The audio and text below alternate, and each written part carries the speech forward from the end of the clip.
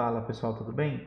Então vamos resolver o exercício 1 da lista, que diz o seguinte: um carro percorre a metade de uma estrada viajando a 40 km e a outra metade da estrada viajando a 40 km por hora, perdão, e a outra metade a 60 km por hora. Ele quer saber a velocidade escalar média no percurso inteiro. Então a primeira coisa que eu vou fazer é um desenho. Sempre nós começamos com um desenho. Visualizar o problema. Então, ó, o tamanho inteiro da estrada é de A, né, até o ponto C. Só que aí tem um ponto intermediário, que é o ponto B. Então ele fez metade da aqui é uma metade, a B, e depois ele foi de B até C. A primeira metade ele fez com 40 km por hora e a segunda metade ele fez com 60 km por hora.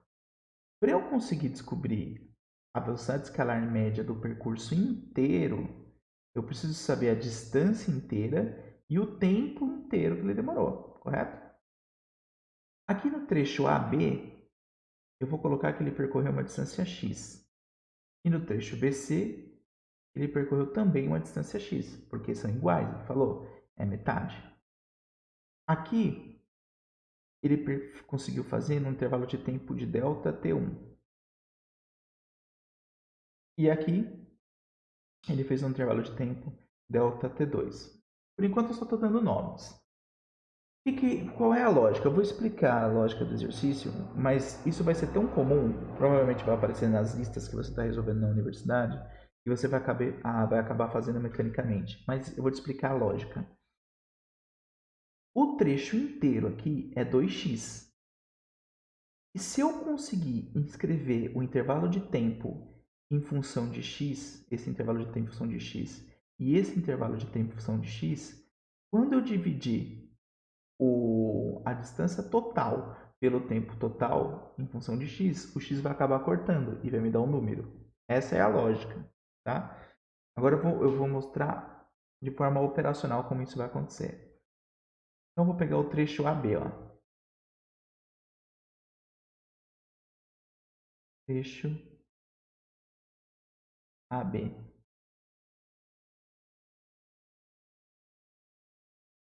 Ó, se eu pensar nos trechos, vou falar que aqui que a velocidade é V1, é o 40 km por hora. Eu sei que V1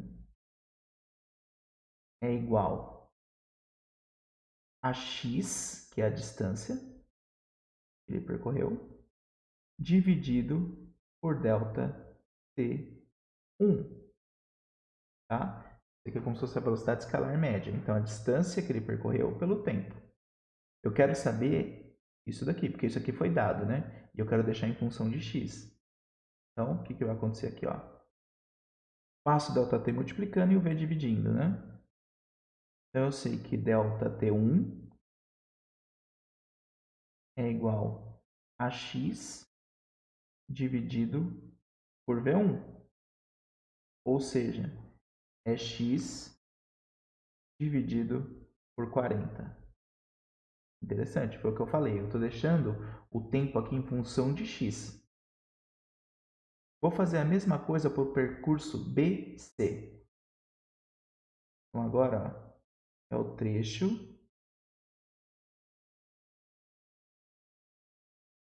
BC. Vou chamar a velocidade de V2. Então, vai ficar V2 é igual à distância que ele percorreu, que é x. Né? Ele também, ó, daqui de B até BC, ele percorreu x. Dividido por delta T2. É o mesmo procedimento que eu fiz na situação acima. Passo o delta T2 multiplicando aqui e o V2 dividindo. Inverto as posições, né? Então vai ficar delta T2 igual a x sobre V2. Certo? Então vai ficar x sobre a velocidade no trecho 2, que é 60 km por hora, que ele deu aqui no enunciado. Ok? Bom, agora eu posso ir para o percurso inteiro. E você vai ver o que vai acontecer, ó. Que é o que eu quero saber. Eu quero saber a velocidade escalar média no percurso inteiro. Que é o trecho AC.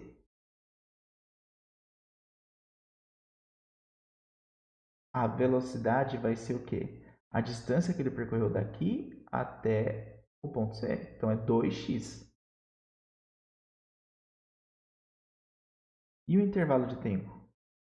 É a soma do tempo que ele demorou para percorrer aqui, mais aqui. Ou seja, é o tempo do primeiro percurso mais do segundo percurso. Então, a velocidade vai ser... Vou subir aqui para a gente poder escrever. Vai ficar 2x dividido por ΔT1, que é x sobre 40, mais x sobre 60. Ok? Vou até colocar um parênteses aqui, ó, para não confundir as frações, as posições das frações. E agora você tem uma soma de fração com o denominador diferente. Tá? Alguns alunos têm dificuldade nisso. Então, o que eu vou fazer? Para a resolução desse exercício não ficar longo, eu vou mostrar a forma operacional, só que eu vou deixar uma aula aqui explicando o porquê disso. Eu quero que vocês entendam a matemática. E essa é a ideia do curso. A ideia do curso é que não tenha mais essa desculpa de eu não tenho base. Eu vou fornecer a base para você. Vai ter uma aula, uma extra logo em seguida dessa aula, explicando a soma de frações. Sempre quando tiver uma continha assim, por mais simples que seja, eu vou deixar a aula.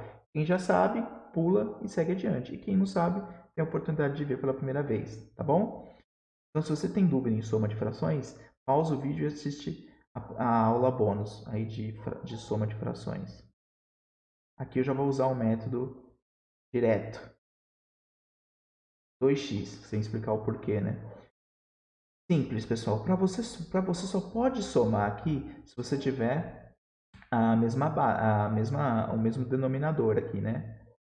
Então, para ter o mesmo denominador, o que eu vou fazer? Eu vou multiplicar aqui em cima e aqui embaixo por esse valor, que é o 60.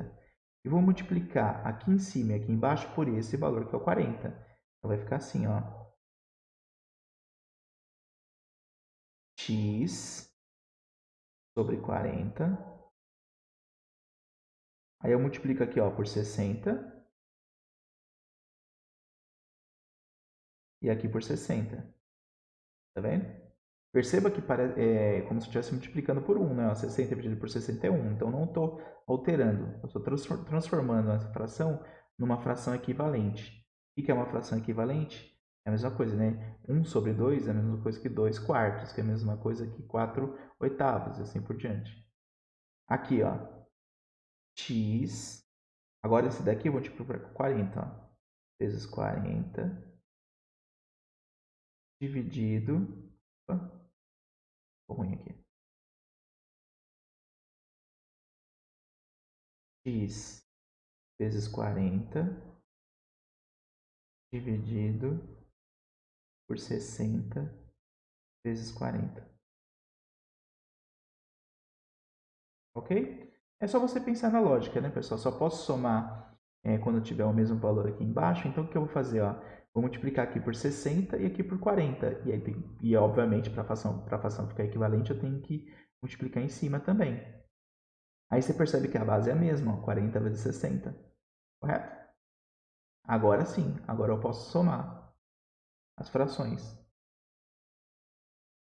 Mais uma vez, vou deixar a aula aí explicando por que isso existe. O motivo, né? A lógica, a matemática. Então, vai ficar 60x mais 40x. Tá? 100x. E aqui, eu repito a base, 40 vezes 60. Se você quiser já multiplicar, também não tem problema. Mas vou deixar como multiplicação. Ok? Bom, agora Eu estou dividindo por uma fração. Então, lembra que ela vai passar multiplicando invertida. Vai ficar 2x vezes. Então, ó, passa invertendo. 40 vezes 60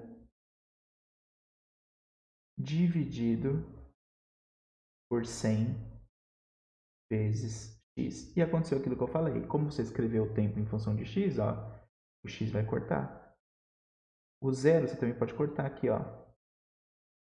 Ok? Então vai ficar v é 2 vezes 4, 8, mais fácil fazer, né? 4 vezes 6, 24, vezes 2, 48 quilômetros por hora. Perfeito? Então essa é a resposta do exercício, 48 km por hora. Qualquer dúvida que você tenha, escreve aqui embaixo que aí eu vou botando aulas extras à medida que os alunos vão me falando das dúvidas, tá bom? Eu quero que esse raciocínio matemático fique claro. A gente não avança enquanto você não tem a base necessária. E a gente vai construindo como se fosse pirâmide mesmo. Constrói os alicerces e aí a gente vai afinando o nosso conhecimento. Tá? Qualquer dúvida, então, escreve aqui embaixo. Abraço, pessoal. Até mais.